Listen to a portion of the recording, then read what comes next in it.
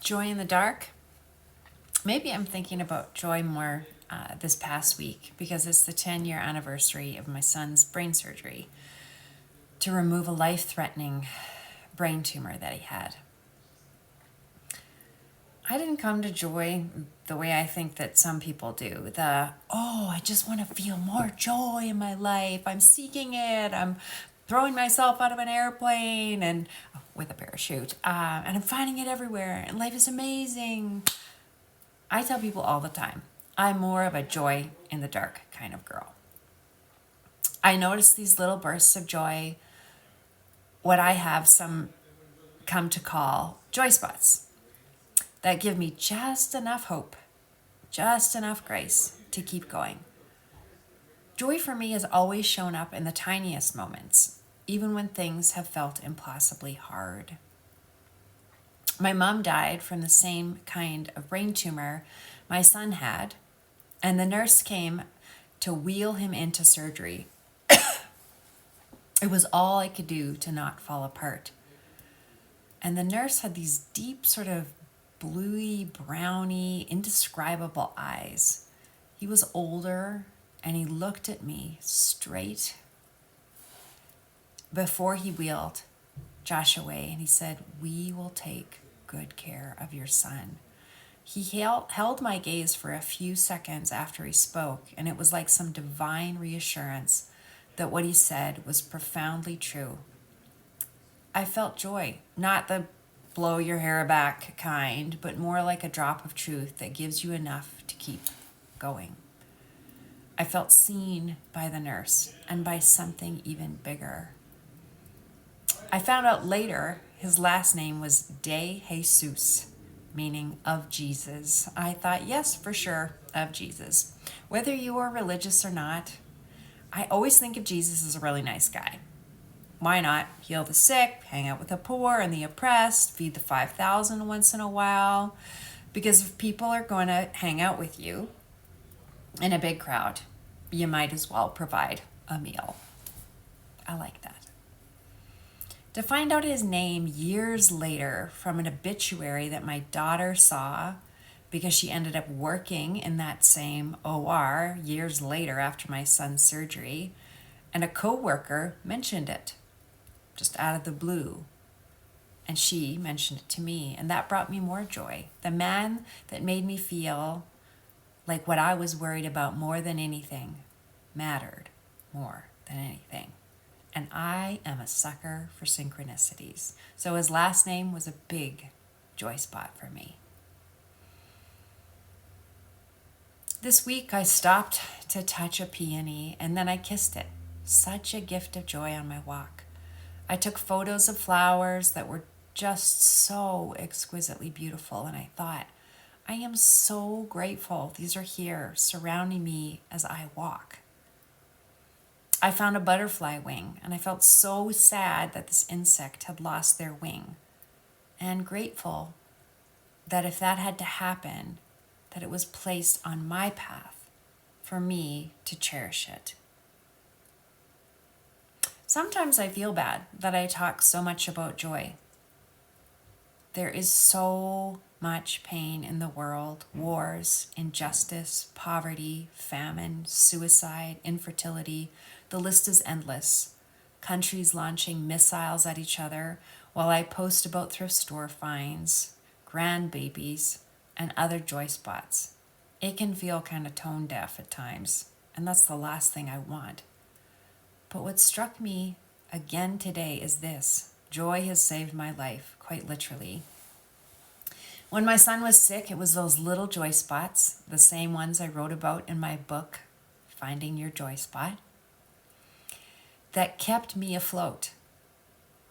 The moment they found the right medication combo and he finally fell asleep after being in constant pain for the entire night before, that felt like a miracle. And there was joy, this time the jumping up and down kind. Even the nurse started to clap quietly when he was finally asleep. More joy. Joy shared is always joy squared. So to have that moment with her was a blessing. I went home for a quick dinner after his surgery, and it started pouring rain, and someone went outside and saw a double rainbow over the house across the street from us. More joy, more reassurance that I was somehow not alone in my pain. 7 years ago, chronic pain hit. It took over, one day completing a hard workout, and the next laying on the floor with my legs up in absolute agony. I couldn't sit or stand for long. I coached clients from my couch, fully reclined. When I moved in with my now husband, I couldn't even lift a jug of milk, let alone a moving box. I felt humiliated to be so unable to help. I had gone from working out 6 days a week to being completely incapacitated. Last summer, I tried to play pickleball, and so for 20 minutes, I did it. But I had to recline for over a month, and I endured so much pain during that time. I was devastated.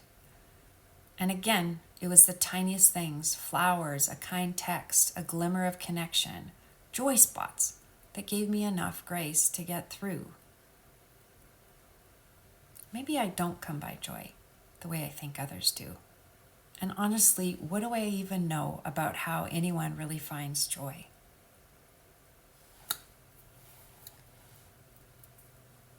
What I do know is that it has been mercy.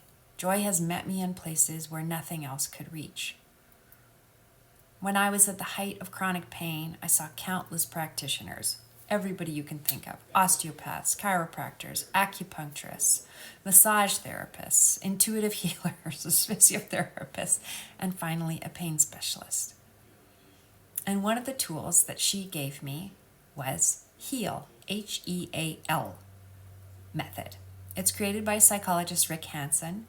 It's a simple, science-based way to help retrain the brain by absorbing positive experiences, joy, so they become part of your internal landscape and alter your brain to build more neural pathways toward pleasure than pain. And my job was to collect joy spots and then use this framework. Science shows us that even joy can heal pain. And here's how it works. H, have a positive experience. It can be anything: beauty, relief, connection, even a brief breath of ease. And then E, enrich it. Stay with the feeling for 10 to 20 seconds. Let it expand. Notice what feels good or meaningful about it. A, absorb it. Imagine it sinking into you, into your body, into your cells, into your nervous systems. Let it land.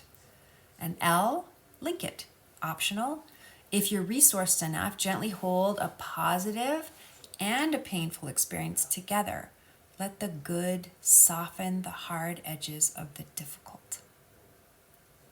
That's what joy became for me, a practice, a way of pausing, noticing, and letting it all the way in, like swirling a sip of wine around your tongue to fully taste it, or letting a moment of kindness soak in instead of brushing past it.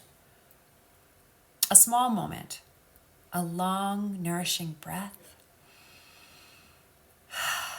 a flicker of beauty, a reminder to my whole being that good still exists.